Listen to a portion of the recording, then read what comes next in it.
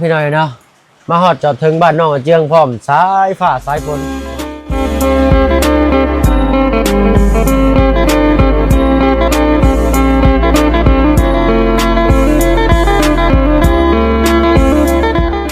กับทักทายสบายดีอีกเทื่อนึงเนาะสุจ้าดูลูกสุจ้าดูสุจ้าสุจ้าเป็นว่าสุจ้าเนาะเราขาวงามเด้พี่น้อยเนาะผูกเป้แบบเขานอนในป่านี่เด้เป็นเนาะโอเคยังสบายพี่น้อยเนาะเชือกจะมีบ่เชือกหาเอาในเฮือนบ่มีบ่ไข่เด้ซะเนาะไข่ไก่นี่อ้ายชื่อมาให้เมื่อวานนี่มีเอาไว้อ๋อกำลังมอบ่ได้แบ่งเลยพ่อว่ามันนี่แบ่งคือเก่าเนาะเอาเนาะก็ดีใจน้องเพิ่นจักแบ่งปันถึงสิแนวใดก็เอาแม่คือเก่าเนาะคือว่าตอบแทนบุญคุณเพิ่นนั่นแหละพี่น้อยเนาะดีแล้วน้องเอ้ยเนาะบ่เครียดบ่ให้เพิ่นติบ่ทางนี้สิเป็นจังซี่พี่น้อยเนาะก็บ่ได้โทษเพิ่นดอกคือเพิ่นมีลูกหลายแล้วบ่มีบ่อนอยู่เนาะแต่จักสิบอกลูกจังได๋ให้ไปหาบ่อนอยู่บ่อนเช่าใหม่นะบางทีแม่ทั้งแม่อาจสิว่าเอ้ยลูกเอ้ยออกไปอันปลูกเรือนอยู่ทั้งพุ่นเด้อทั้งน้องซะแหละทางนี้อาจสิคิดว่าเจ้าไล่ได้จังได๋น่ะเฮาก็บ่ฮู้ทั้งแม่เพิ่นก็ฟังภาษาลาวเว้าภาษาลาวบ่ได้ซั่นบ่จักเนาะตีอาชูหายลูกอยากได้ยังเดียบันอยากได้บ่วงบ่เอานี่เดี๋ยวบ่วงให้เพิ่นนี่เด้อระบาดสิชื่อแนวลิ้นมาให้เด้อเนาะมื้อเช้านี่ลูกจะกินข้าวจากบ่วงเนาะตักส่งจากบ่วงเมียปอนนั่นแหละ6 บ่วง6 บ่วงโดย6 บ่วงตักกินเท่านี้บ่โดย6 บ่วงที่ชื่อมานั่น6 บ่วงตัวนี้6 บ่วงตัวนี้โดยมันกินตักเข้า6 บ่วงอันนี้มันใส่ถ้วยแต่ต้องเอาบ่วงนะเด้อน้องบ่วงตักได้ชื่อมานะบ่วงตัวกลางนะตัก3 บ่วงเลยเราลองมึง2 บ่วงก่อนก็ได้แล้วก็ผสมน้ำไปทีละน้อยให้มันพอดีกินยังมื้อแลงถ้าว่าให้เขามาทันถึงจังหวะจะป้อนเขาลูกอาจสิมาเฮ็ดให้เบิ่งเนาะทางบ่เพิ่นก็พอเฮ็ดได้อยู่พี่น้อยเนาะเพราะว่าลูกบ่เพิ่นก็ผ่านไป1 ปีเนาะปีน้อยๆบ่ฮอดเดือนซักใกล้แล้วพี่น้อยเนาะใกล้สิ้นเดือนใกล้สิได้กลับมาน้องอินเตอร์ล่ะเอาอันนี้เป็นกำลังใจให้เจ้าคือว่ามีพอตู้วันหนึ่งหมู่บ้านนี่มาสิพาไปเบิ่งดินทีมงานเขามาแจ้งยังเจ้าตื่นอยู่บ่โดยแจ้งไผเขามาแจ้งยังเจ้าเนาะเบาจันเพิ่นว่าได้ไรเพิ่นว่ามีเขาบอกว่าอยากขายดินบ้านน้องเด้อน้องบอกว่าโดยลูกเพิ่นมาเลยเนาะเช้าเนาะโดยง่ายก็พอดีชื่ออันคล้องให้น้องคนนั้นอีกคนนึงเนาะรุ่นกันแต่ถ้าว่าคือสิฮู้แหละพี่น้อยเนาะของผู้ใดเนาะยังโมเมนต์น้องอาเจียงเด้อพี่น้องเด้อเนาะเอากะให้น้องเพิ่นมีคือกันเนาะโทรศัพท์มือถือพอได้ใช้ได้เบิ่งได้พัฒนาการได้วิวัฒนาการขึ้นไปอีกการที่เฮามีโทรศัพท์นี่ก็มีข้อดีข้อเสียเด้เนาะบางคนได้มาเฮ็ดหยังข้อเสียเอาจะแนมเบิ่งในตาจะเห็นหยังแบบว่าเขาเฮ็ดในโทรศัพท์แล้วมีข้อเสียสำหรับความคิดเจ้าแล้วเนาะ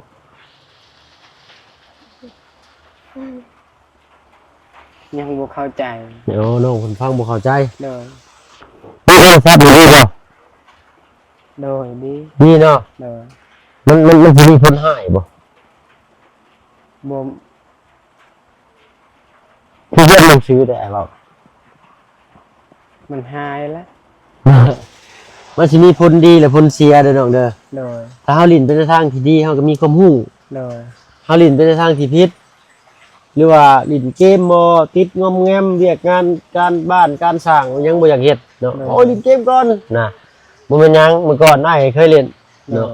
อ้ายเล่นเกมคือกันเมื่อก่อนอ้ายเฮ็ดเวียกอยู่กรุงเทพนะ โด เนาะ ย อ้ายก็ผ่านมรสุมมาหลายคือกันเนาะ โดย นับแต่งานก่อสร้างพี่น้อยเนาะบ่าวเบิ่งก็เฮ็ดนะก่อสร้างเฮ็ดไฟรถเฮ็ดอาหารเฮ็ดกับข้าวขายเสื้อผ้าเย็บผ้าเฮ็ดเบิดบ่แล้วก็ได้พี่น้อยเนาะจนจื้อบ่ได้พุ่นแหละขายส่งผลไม้อยู่ตลาดมหานะก็เฮ็ดเนาะขายกับข้าวอยู่ริมฟุตบาทเนาะเป็นร้านอาหารอีสานริมฟุตบาทนะบนฟุตบาทอยู่จังก็เทเวศเนาะร้านอาหารอีสานกลางเต้นท์ดังเป็นไงเวลาฝนตกนี่โอ้ยน้องลำบากคัก โดย สุดๆเลยอยู่ใช้คือกันลำบากเบิดก่อนสิได้เงินได้คำเพิ่นอยู่บ้านเนาะคือกันเนาะคือแต่ว่าอดใจสู้เอาแหละ โดย ฝนตกจำพี่น้อยเนาะมื้อนี้ได้เอ้าทางนอกเพิ่นน่ะเว้าฟังง่ายอยู่พี่น้อยเนาะเข้าใจฮู้เรื่องอยู่เนาะแต่ทางผู้เมียนี่ฟังก็ฮู้อยู่แต่ว่าจักสิตอบออกมาแนวใดหันนะพี่น้อยเนาะคือเฮาฟังภาษาอังกฤษบางคำมันก็เฮาก็ฮู้ว่าเพิ่นเว้าอันนั้นแต่ว่าเฮาสิเว้าออกมาคือเพิ่นว่าเฮาเว้าบ่ได้เนาะมาเพิ่นก็บ่ได้เรียนดอกภาษาอังกฤษอยู่พี่น้อยเนาะ โดย เราท่อง A B C D ก็ยังบ่จบซ้ำเนาะเราเพิ่งเรียนจบแต่ป .2 เนาะเจ้าได้เรียนจบหม่องใดเนาะ มอหนึ่ง ม .1 เนาะ โอ้ดีเนาะเพราะว่าบ้านเรือนชานเพิ่นก็มีฐานะอยู่หน่อยนึงว่าซั่นซะก็บ่ถือว่าหั่งว่ามีก็พออยู่พอกิน แต่ปัญหาก็คือลูกหลายพี่น้อยเนาะลูกหลายเลยสิแบ่งปันในภายในนั่นนะผู้ใหญ่ก่อนบ่ได้ก่อนเหลือผู้น้อยบัดนี้สิอยู่เฮือนนำบัดบ่จักลูกเต้าเหลนหลานเนาะเข้าบ่แม่น1มื้อละ3หวดผู้ว่าน้องอยู่เฮือนใหญ่ แม่น 3หวดอีหลีบ่ ประมาณ2หัวด อ๋อไปเป็นคนหนึ่ง แม่ ทางที่เจ้าก็ออกมาหาเฮ็ดเวียกหาอยู่หากินเนาะ โดย คนฟ้าบ่ฮู้ว่าตินี่ ใส่ไฟบัตรแล้วเบาจันทร์มาให้เซา เด้อเนาะเว้าเรื่องแพร่บัตรก็กับอันทางพ่อหรือทางแม่ว่าให้ซื้อผ้าบัตรมาขังหลังคาใส่แล้วพี่น้อยเนาะทางบ่ฝึกบ่ได้จดไว้หรือลืมพี่น้อยเนาะจะได้ขอโทษขออภัยพี่น้อยนะถ้าว่าได้เห็นคลิปนี้นะปะลุงผู้ใหญ่ใจดี FC ทั้งหลายก็ที่บอกบ่เพิ่งเรื่องผ้าบัตรมาคุมมาหยังนี่ก็คอมเมนต์เข้ามาพี่น้อยเนาะว่าซื้อผ้าบัตรให้บ้านหลังใดเนาะบ้านแม่ตู้7ปีบ่เนาะหรือแนวใดนี่แหละเดี๋ยวพอเพิ่งสิมื้อนอนคิดอีกสักพักก่อนพี่น้อยเนาะลงลืมเลยค่อยก็ได้สิจื้อจำมันคอมเมนต์ที่ปะลุงเพิ่นเม่นมาแหละมาบอกมาสอนน้องเพิ่นนี่ก็จำบ่เบิดจำพี่น้อยเนาะต้องเปิดโทรศัพท์แล้วก็เลื่อนไล่หาคอมเมนต์จังสิได้บอกน้องเพิ่นเป๊ะๆเลย แต่อันนี้เขาก็เอาเป็นหลักๆหรือเอาที่เขาถือได้สั้นซะเนาะเอามีแต่เลยเราได้อาจจะเข้ามาหาใหม่ โดย ไม่ได้ไปใช้ที่ ก็บ่ไปใส่ผล ฝนตกมื้อนี้มื้อวันหยังโน วันจันทร์ วันจันทร์เลยวันที่เท่าไหร่โนมื้อนี้โน เริ่มแล้วจัง วันที่27บ่ แม่น 27เนาะแม่ๆวันที่27เอาข้าวน้ำซ้ำปลาก็และหนึ่งกินเองบ่น้องข้าวก็ได้ แม่น แต่หนึ่งอยู่พุ่นบ่ โดย มีสังกะสีเหลือจากสังเพชนั่นบ่มีเนาะเมื่อวานนี่ก็ได้อยู่นี่แหละสังซีมันขาดหมดเลย ว่าอยากให้น้องมาอันเฮ็ดอยู่เฮ็ดกินอยู่นี่เลยนะที่สังกะสีขึ้นเฮ็ดคือข้อแต่ว่าของครัวแหละน้อยๆพอล้มปิดคนไว้นะพี่น้อยเนาะแล้วหนึ่งข้าวกินอยู่นี่อยู่2คน3คนพอมีลูกอยู่แล้วเนาะพี่น้องนี่ยังบ่มีพี่น้อยเนาะ โดย นอนสาดเลยนี่มันลูกได้สะนอนได้หนุ่มผู้ผ่านี่บ่ แม่น นมมันนี่ก็นมเป็นเล็กตู้เย็นทางบ่อเชียงบ่ โดย ชาดพื้นเขียวเหนียวซับทางน้องเป็นยังบ่ได้ปูซับอยู่เนาะคันว่าอันนี้มันบ่พอก็ว่าอะไรนี่เพิ่นบ่เฮ็ดกิน โดย เนาะเพิ่นก็สิบ่ได้ปูดอกอ้ายอยากแนะนำทางที่ดีเด้อเนาะน้องอันนี้เว้าซื่อๆเด้อ ถ้าเจ้ามีไม้จะหุ่นอย่างนั้นน่ะเห็ดเป็นห้านขึ้นมาเห็ดบ่อนซอยพักซอยหญ้าเอาเคียงก็ยังจะปะไว้อยู่ลุม โดย มันจังบ่ไม่งอกไม่วันจะบ่ขึ้นมาใกล้บ่อนเฮานอน โดย นั่นน่ะมันสิโอเคกว่าเนาะอันนี้ก็ได้แหละแต่ว่าให้แนะนำแบบว่ามันก็สิดีขึ้นระดับหนึงนะเนาะถ้าว่ามีสังกะสีพอเฮ็ดกระเทิบน้อยเนาะเอาพี่น้อยเนาะถ้าบ่เพิ่งก็คือสิได้เวลาไปทางอื่นเลยแหละเนาะก็ยาวเลยบ่เพิ่งเว้านี่ก็ได้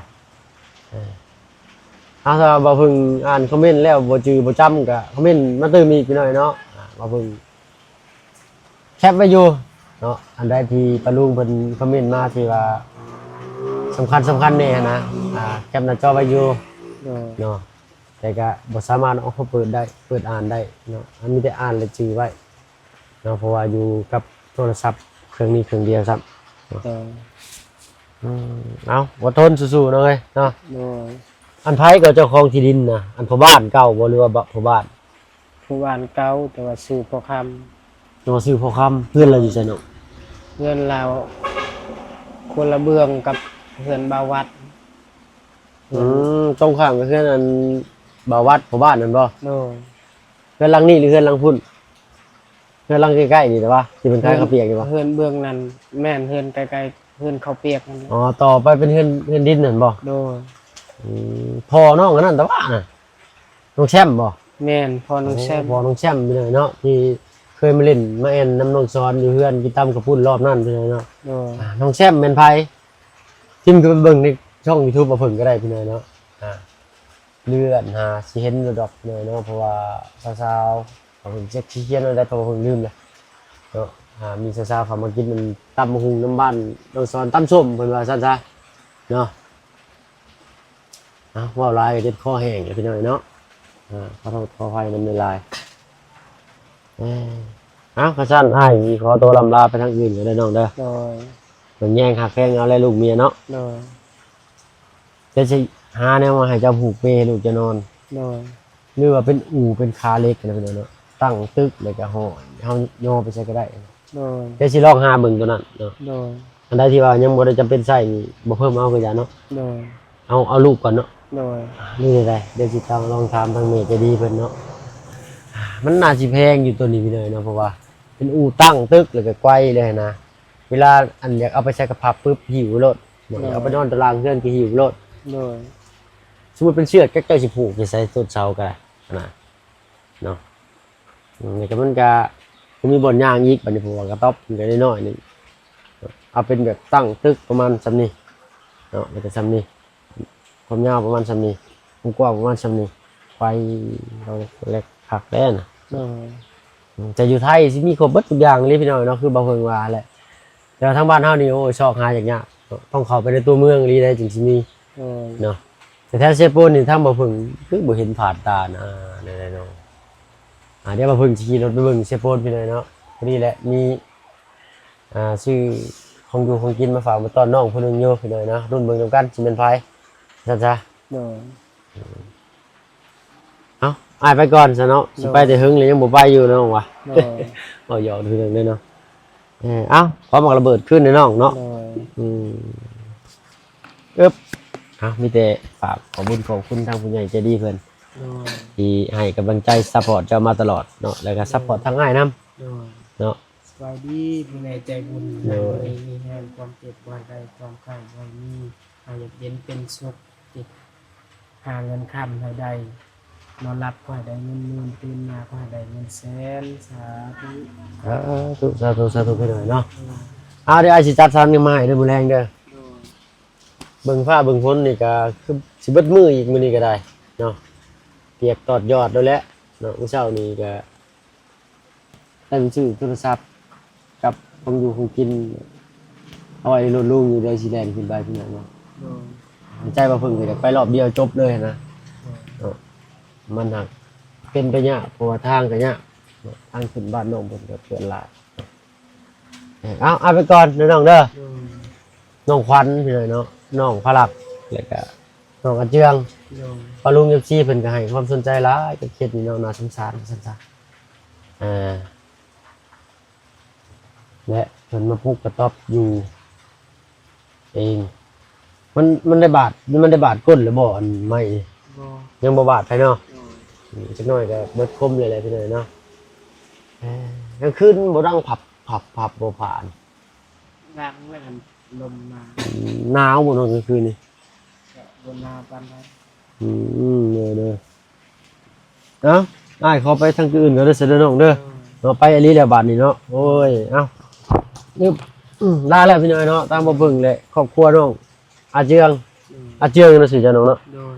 น้องอาเจืองก็น้องขวัญแล้วก็น้องว่าจุดดับไปซ้ำ โดย โทรศัพท์ก็ได้แล้วกัน เพิ่นเมื่อยเลยเพิ่นพักเองเลยโทรศัพท์นี่ก็ได้ฮู้จักเมื่อยอีกเอาเอาไปก่อนเด้อเสยเด้อน้องเด้อเนาะเอาลาปลาลาลุงอีกเทื่อหนึงเนาะสบายดีจ้ะไปพี่น้อยเนาะทางเฮาก็ไปทางอื่นต่อมันนี่ฝนตกเลยเอาเบิ่งนี้มาฟังกันเด้อน้องเด้อโดยเดี๋ยวมื้อแรกอาจสิเข้ามาใหม่อีกเนาะไปอันเบิ่งตามที่ปลาลุงผู้ใหญ่ใจดีเพิ่นมอบหมายมาให้ก่อนพี่น้อยเนาะเอาเนาะนี่แหละตั้งหลักเลยถ้ามาเพิ่งคิดไว้เลยก็คือตัวนี้เนาะอยากเฮ็ดให้น้องเพิ่นนะบ่แม่นว่าเฮ็ดให้น้องเพิ่นดอกซอยน้องเพิ่นเฮ็ดว่าซั่นซะเนาะได้จับไม้จับตอกตะปูจักเล่มหนึงก็ยังดีว่าซั่นซะเนาะบ่เพิ่งเลยแน่นอนพี่น้อยเนาะนี่แหละชื่อบ่หนึ่งมากเพิ่น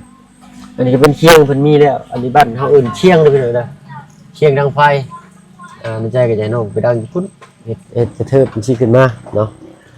เรื่องแนวใดก็สุดแล้วแต่น้องเพิ่นเขาก็ได้แต่บอกเพิ่นเนาะแนะนำในทางที่แบบว่ามันสะดวกสบายง่ายกับการใช้ชีวิตของเจ้าของเองเนาะแล้วก็เพิ่นสิเฮ็ดตามบ่หรือใดๆก็สุดแล้วแต่เพิ่นพี่น้อยเนาะเฮาก็บ่ได้บังคับเพิ่นได้เนาะเฮาว่าเฮาบอกแต่สิ่งดีแล้วก็ดีแหละนะเนาะเฮาก็บ่ได้บังคับให้เพิ่นเฮ็ดโลดได้ถ้าบอกแล้วก็น้องเพิ่นคิดเองได้ว่าอ้ายเพิ่นบอกแม่นได้นี่น้องเพิ่นก็เฮ็ดเนาะคือสิบ่ยากดอกพี่น้อยเนาะกระเทียงนี่เพื่อนคักพี่น้อยเนาะบ้านเราก็ได้ว่าอย่างบางกลางบ้านเพื่อน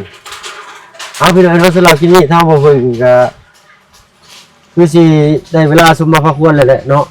ก็สิขอตัวลำลาก่อนพี่น้อยเนาะพร้อมบรรยากาศฟ้าลมฝนตกว่าซั่นซะฝนตกฟันฟ้าหัวแต่เศร้าๆพี่น้อยเนาะไปพบพ่อกันคลิปหน้าพี่น้อยเนาะว่ามาเพิ่งสิพาไปพบพ่อยังมื้อนี้ถ้ามาเพิ่งก็ขอตัวลำลาก่อนพี่น้อยเนาะเอาอยู่ดีมีแฮงเบิดสุขสุขคนกันแล้วกันพี่น้อยเนาะที่สำคัญก็นั่นแหละอายุมันควันยืนความเจ็บจะสิได้ความไข้สิมีโอ้ได้จังว่าเสียงอันนั้น ใจ โอ้ชื่อมาให้ข่อยบ่